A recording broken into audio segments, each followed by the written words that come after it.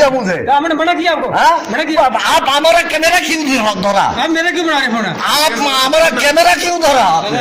धरिए अपने कैमरा, धरिए धरिए अपने कैमरा। क्यों क्यों आपने धरिए कैमरा? মশাই ভদ্রতা রাখতে নেই। আচ্ছা শুনেন, আমরা জানছি না কি জানছে না বলতে এরপরে আপনি কি চাই? আমার এরপরে আপনি কি চাই? এই যে প্রেস লেখা, এরপরে আপনাদের কি চাই বলেন? শুরু থেকে উনি ডিস্টার্ব শুরু করছেন। আমি এলাও নাই আমার ক্যামেরা নিয়ে ঢুকার। না না, আমার কি বুথে ঢুকার এলাও নাই?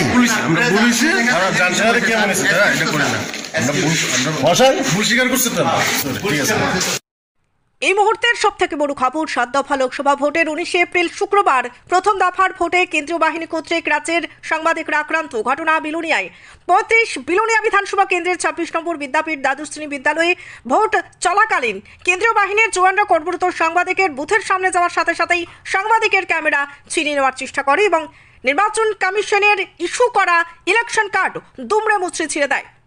সেই সাথে ফার্স্ট পোলিং অফিসারও দুর্ব্যবহার করেন। এই ঘটনায় গোটা ত্রিপুরা রাজ্যের সাংবাদিক মহলে তীব্র উত্তেজনা বিরাজ করছে। এই বিষয়ে আক্রান্ত সাংবাদিক জানান, এই মুহূর্তের যে খবর আপনাদের দেখাবো, কেন্দ্রীয় বাহিনী কর্তৃক আক্রান্ত রাজ্যের সাংবাদিকরা।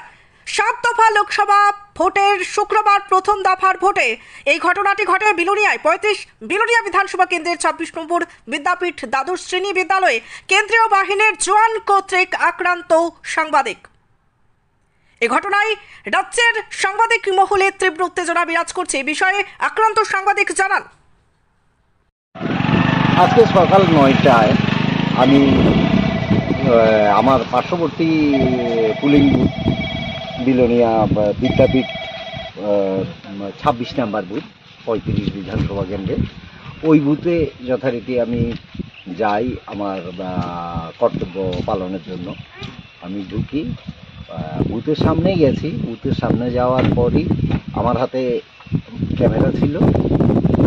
প্রথম যে ফার্স্ট পোলিং অফিসার আমাকে বাধা দেয় যে আপনি ক্যামেরা নিয়ে আসবেন না, ঢুকবেন না। আমি ঢুকিও নি, আমি গেটে ছিলাম। তো ওনার সঙ্গে আমার কিছু কথা কাটাকাটি হয়। বলি যে আমি তো প্রেস পার্সন, প্রেস জ্যাকেটও আমার গায়ে ছিল, কিন্তু এটা শুনতে রাজি হন না। ঠিক আছে, যাক, ওটা গেল। এরপরেই ওই বাইরে একজন সিআরপিএফ বা বিএসএফ ছিলেন, উনি এসে হুট করে আমার হাত থেকে ক্যামেরাটা কেড়ে নিয়ে যাওয়ার চেষ্টা করেন। তখনই ওনার সাথে আমার বাগবিতণ্ডা চলে।